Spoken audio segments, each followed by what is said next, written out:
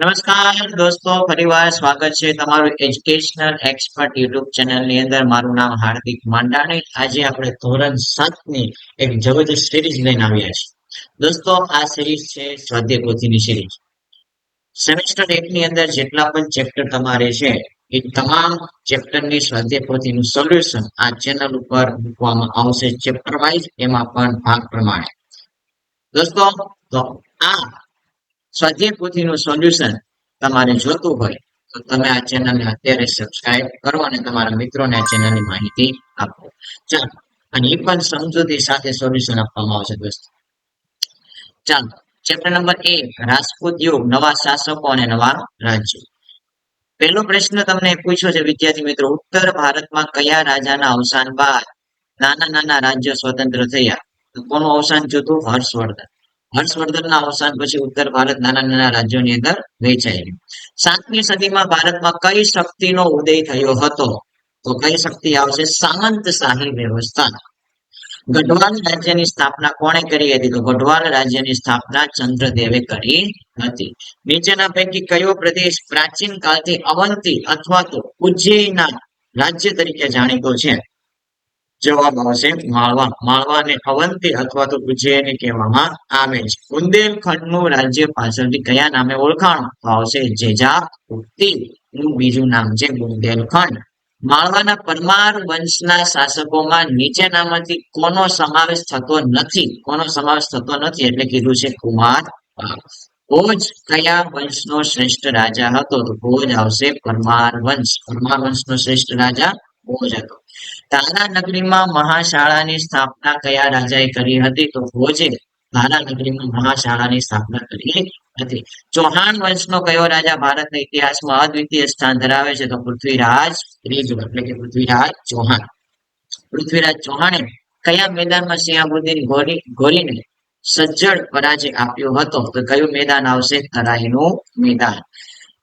736 ની અંદર સરસ્વતી નદીના કિનારે કોણે અણહિલવાડ પાટણની સ્થાપના કરી હતી? તો વનરાજ ચાવડાએ. કયા વંશના શાસનકાળને ગુજરાતના રાજપૂતનો આવશે દોસ્તો? એ આવશે સોલંકી વંશ. કારણ કે ગુજરાતનો સુવર્ણ યુગ એટલે સોલંકી યુગ. રાણીની વાવ કયા વંશના શાસનકાળમાં બંધાવવામાં આવી હતી? તો સોલંકી વંશના શાસનકાળ દરમિયાન રાણીની વાવ બનાવવામાં આવી હતી. 8મી સદીમાં બંગાળમાં કયા વંશનું શાસન હતું? તો 8મી સદીમાં બંગાળમાં પાલ વંશનું શાસન હતું. પાટણમાં રાણીની વાવ કોણે બનાવી હતી? તો કોણે બનાવી હતી? બધાને ખબર હોવી જોઈએ, રાણી ઉદયવતી એ. ગુજરાતમાં મલાવ તળાવ ક્યાં આવેલું છે? તો ધોળકાની અંદર. સિદ્ધરાજ જયસિંહ સિદ્ધહેમ શબ્દાનું શાસન નામના સમૃદ્ધ ગ્રંથની રચના કોની પાસે કરાવી હતી? તો ખબર હોવી જોઈએ, એમના ગુરુ એટલે કે હેમચંદ્રાચાર્ય પાસેથી. સોલંકીએ કયું રાજ્ય અણોરાજને ભેટમાં આપ્યું હતું? તો વ્યાઘ્ર પલ્લી અણોરાજને ભેટમાં આપ્યું હતું. વાઘેલા વંશના છેલ્લા શાસકનું નામ શું હતું? તેનું નામ હતું કર્ણદેવ. બંગાળમાં પાલ વંશની સ્થાપના કોણે કરી હતી? તો ગોપાલે પાલ વંશની સ્થાપના કરી હતી. કઈ નદીઓ વચ્ચેના ભૂમિ પ્રદેશ ઉપર વરંગલ વંશનું રાજ્ય હતું? તો આવશે કૃષ્ણ અને કાવેરી નદી ની વચ્ચે વરંગલ વંશનું શાસન હતું. કોનું બીજું નામ કેરળ અથવા મલયાલમ છે? તો ચેર. ચેર રાજ્યનું બીજું નામ છે કેરળ અથવા તો મલયાલમ. ચેર શાસકોમાં સૌથી શ્રેષ્ઠ રાજા કયો હતો? તો સેતુ ગવાલ. કયો હતો? સેતુ ગવાલ. ભારતની અઢળક સંપત્તિ જોઈને 1000 થી લઈને 1026 દરમિયાન કોણે ચડાઈ કરી હતી? બધાને ખબર હોવી જોઈએ, મોહમ્મદ ગઝનીએ સોમનાથ મંદિરને લૂંટવા માટે અને ભારતની સંપત્તિને લૂંટવા માટે એમને આક્રમણ કર્યું હતું. તરાઈના મેદાનના બીજા યુદ્ધમાં શિહાબુદ્દીન ઘોરીએ કોને હરાવીને દિલ્હીમાં પોતાની સત્તા સ્થાપી હતી? પૃથ્વીરાજ ચૌહાણને હરાવ્યો 1192 ની અંદર. પછી ભારતની અંદર મુસ્લિમ સત્તાની ભારતમાં ધીમે ધીમે શરૂઆત થઈ. તો આ હતા વિકલ્પ. દોસ્તો, હવે છે ખાલી જગ્યા. 7મી સદીમાં ખાલી જગ્યાના અવસાન પછી ઉત્તર ભારત નાના નાના ટુકડાઓમાં વેચાઈ ગયું. કોનું અવસાન થયું હતું? ઉત્તર ભારતમાં હર્ષવર્ધન એનું અવસાન થયું. તો પછી ઉત્તર ભારત નાના નાના ટુકડાઓમાં વેચાઈ ગયું.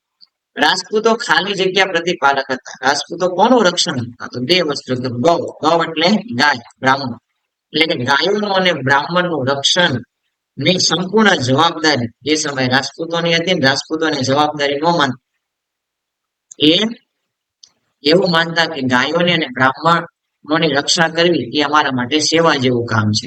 એવા આપણા રાજપૂત રાજા હતા, ગાયો અને બ્રાહ્મણોને ખૂબ સાચવવાનું કામ કરતા, રક્ષણ કરવાનું કામ કરતા.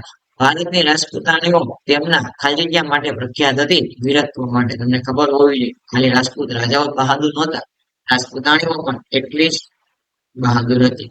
ચંદેલોનું બુંદેલખંડ રાજ્ય પાછળથી કયા નામેથી ઓળખાણું છે? જા ભક્તિના નામથી ઓળખાણ. ખાલી જગ્યા પરમાર વંશનો શ્રેષ્ઠ રાજા હતો તો રાજા ભોજ. પરમાર વંશનો કેવો રાજા હતો? શ્રેષ્ઠ રાજા.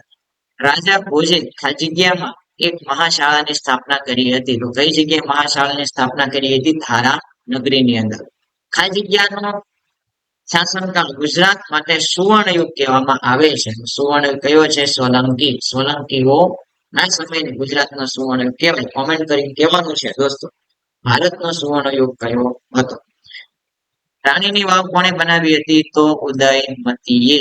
પછી યુનેસ્કો વર્લ્ડ હેરિટેજ સાઇટ નો દરજ્જો કોને મળ્યો હતો? તો રાણીની વાવને. અને એ પણ તમારા દોસ્તો મને કોમેન્ટ કરી કહેવાનું છે, રાણીની વાવ કઈ નોટની પાછળ છે? ઓકે, કઈ ચલણી નોટ છે જેની પાછળ રાણીની વાવનું ચિત્ર છે?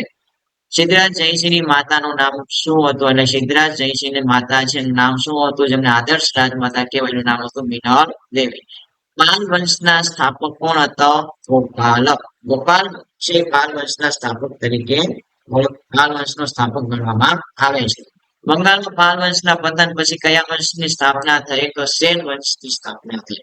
ખાલી જગ્યા નદીની દક્ષિણમાં આવેલા રાજ્યોને દક્ષિણના રાજ્યો કહેવાય. કઈ નદીની દક્ષિણમાં આવેલા રાજ્યોને દક્ષિણના રાજ્યો કહેવાય? તો નર્મદા નદી. નર્મદા નદીના ઉપરના રાજ્યોને ઉત્તરના રાજ્યો કહેવાય, અને નર્મદા નદીના નીચેના રાજ્યોને દક્ષિણના રાજ્યો કહેવાય. ઈસવીસન 540 માં ખાલી જગ્યા પ્રથમે વાતાપીને રાજધાની બનાવીને અલગ સ્વતંત્ર રાજ્ય સ્થાપ્યું તો પુલકેશી પહેલો. દોસ્તો હું આવશે? પુલકેશી પહેલો. યાદવોની રાજધાની એક તો દેવગીરી હતી, એટલે કે યાદવોની રાજધાની કઈ હતી? દેવગીરી. અને જ્યારે હોયસલોની રાજધાની કઈ હતી? દ્વાર સમુદ્ર. ઓકે, તો યાદ રાખવાનું છે, હોયસલોની રાજધાની કઈ હતી? તો દ્વાર સમુદ્ર. અને યાદવોની રાજધાની કઈ હતી? તો યાદવોની રાજધાની તમને કીધું છે દેવગીરી. ચેર વંશના શાસકોમાં ખાલી જગ્યા સર્વશ્રેષ્ઠ હતો તો સેંતુ ગવર. સર્વશ્રેષ્ઠ પૂછે તો સેંતુ ગવર. કાશ્મીરના રાજા ખાલી જગ્યાની પસંદગી બ્રાહ્મણોની સભાએ કરી હતી. મોટા ભાગે કેવું હોય કે રાજાનો છોકરો રાજા બનતો હોય છે, પણ કાશ્મીરના એક રાજા હતા જેમના ઉત્તરાધિકારીની પસંદગી બ્રાહ્મણોની સભાએ કરી હતી. મતલબ વંશ પરંપરાગત આની પસંદગી નહોતી થઈ. રાજાનું નામ શું હતું? રાજકુમારનું નામ શું હતું? યશસ્કર. ઓકે, શું નામ હતું? યશસ્કર. રાજપૂત યુગમાં જમીન પરનો દર ખાલી જગ્યાના નામે ઓળખાતો ભાગ. ઓકે, રાજપૂત યુગની અંદર જમીન પરનો જે કર છે એને કયા નામે ઓળખવામાં આવતો? ભાગ. ઓકે, પછી કહેવામાં આવ્યું, તમે પૂછવામાં, રાજપૂત યુગ દરમિયાન દરિયા પારના વેપાર માટે ગુજરાતના બે એ સમય જાણીતા બંદરો હતા. ગુજરાતની અંદર રાજપૂત યુગમાં એક તો સ્તંભતીર્થ, જેને શું કહેવાય? ખંભાત કહેવાય. શું કહેવાય? ખંભાત. અને ભૃગુ કચ્છ. બીજું કયું છે? ભૃગુ કચ્છ. બે બંદરો ખૂબ જ જાણીતા હતા. એની પછી મોહમ્મદ ગઝનીએ ચડાઈનું મુખ્ય કારણ શું હતું? તો તેમને ભારતની શું લૂંટવી હતી? ધન સંપત્તિ લૂંટવી હતી એટલા માટે. એની પછી દોસ્તો તમને આપેલું છે ગઢવાલ રાજ્યની બે રાજધાનીઓ હતી. ગઢવાલ રાજ્યની બે રાજધાનીઓ હતી. એક છે કનોજ અને ઉજ્જૈની. આ વાક્ય કેવું છે? ખોટું છે. ઓકે, હવે તમે મને કહેવાનું આમાં ખોટું શું છે? ઉજ્જૈનની જગ્યાએ શું જવાબ આવે? તમને કહેવાનું ઉજ્જૈની નો આવે. ચંદેલોએ બુંદેલખંડમાં મોટા ધાર્મિક મકાનો અને જળાશયો બાંધીને એ બુંદેલખંડને સુશોભિત કર્યો તો સાચું. અજયપુર નામનું નગર આજે અજમેરના નામથી ઓળખાય છે, તો એ પણ સાચું છે. પૃથ્વીરાજ ત્રીજો ભારતના ઇતિહાસમાં અદ્વિતીય સ્થાન ધરાવે છે, તો આ વાક્ય પણ સાચું છે. સોલંકીઓના શાસનકાળને ગુજરાતના રાજપૂતનો સુવર્ણયુગ કહેવામાં આવે છે, તો આ પણ સાચું છે. પણ આ વાક્ય મિત્રો ખોટું છે. રાણી ઉદયમતી પાટણમાં સહસ્ત્રલિંગ તળાવ બનાવ્યું. ઓકે, તો આ વાક્ય ખોટું છે. મને કોમેન્ટ કરીને કહેવાનું છે સહસ્ત્રલિંગ તળાવ કોણે બનાવ્યું હતું. રેડી? પછી કીધું છે જય સિદ્ધ હેમ શબ્દાનું સાધન નામના ગ્રંથની પાટણમાં હાથથી પર શોભાયાત્રા કાઢી હતી તો સાચું. વાઘેલાઓ મૂળ રાષ્ટ્રકૃત જાતિના હતા તો દોસ્તો ખોટું છે. રાષ્ટ્રકૃત જાતિ નો ઓકે નામ આવશે હાલમ કહી દો ચૌલુક્ય જાતિના હતા. યાદ રાખજો વાઘેલાઓ. કર્ણદેવ વાઘેલા વંશનો પ્રથમ શાસક હતો. પ્રથમ નો આવે અંતિમ શાસક હતો. આ વાક્ય કેવું છે? ખોટું છે. જયસિંહ ચાલુક્ય વંશનો પ્રથમ રાજા હતો તો વાક્ય સાચું છે. કાંચીપુરમ એ ચોલ મંડળ રાજ્યની રાજધાની હતી તો દોસ્તો આ વાક્ય ખોટું. મને કહેવાનું કાંચીપુરમ ની જગ્યાએ શું આવે? ચાલો હું કહી દઉં કાંચીપુરમ ની જગ્યાએ તાંજોર. તાંજોર એ ચોલ મંડળ રાજ્યની રાજધાની હતી.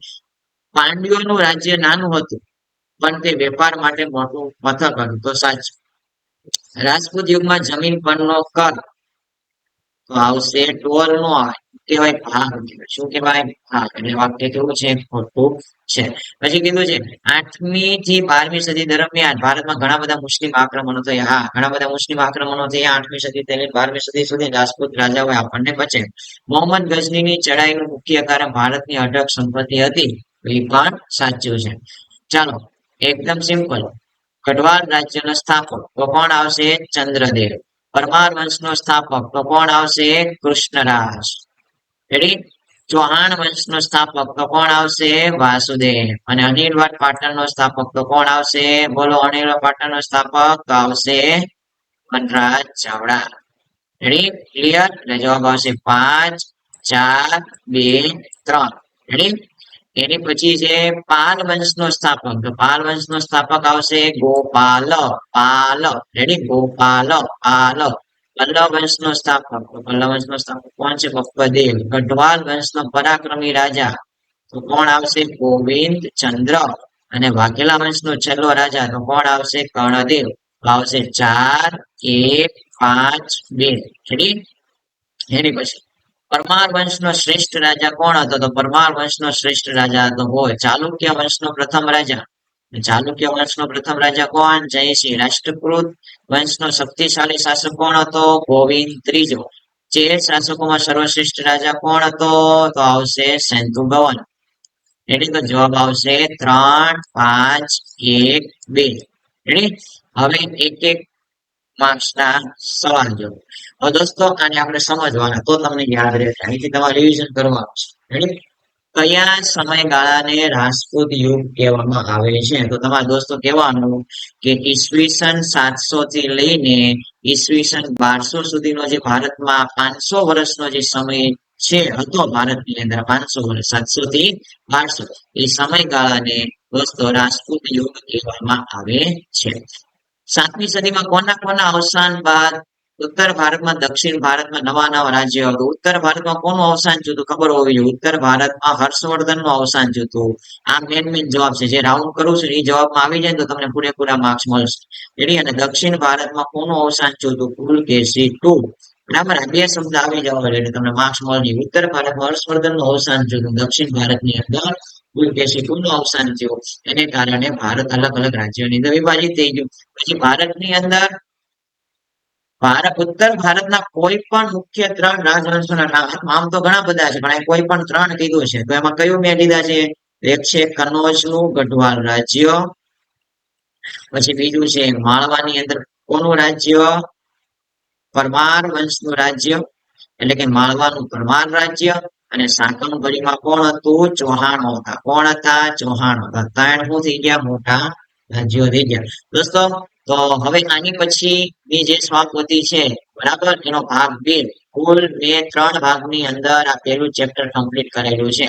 દોસ્તો તમારે જો ફટાફટ લખી લેવું હોય તો ફટાફટ સ્વાપોથી લઈ લેવા અને ભૂલી લો અને પાકું કરવાનું. ઓકે? ધીમે ધીમે સ્ક્રોલ કરું છું. જોતા જજો કે ભૂલ નથી ને. અને આવા ને આવા તમામે તમામ ચેપ્ટર ની સ્વાધ્યાય પોથી મૂકવામાં આવશે. દોસ્તો તમારા મિત્રોને આ ચેનલ ની માહિતી આપો અને તમે માહિતીને શેર કરો. ચેનલની માહિતીને શેર કરો. જય હિન્દ, જય ભારત. અસ્તુ.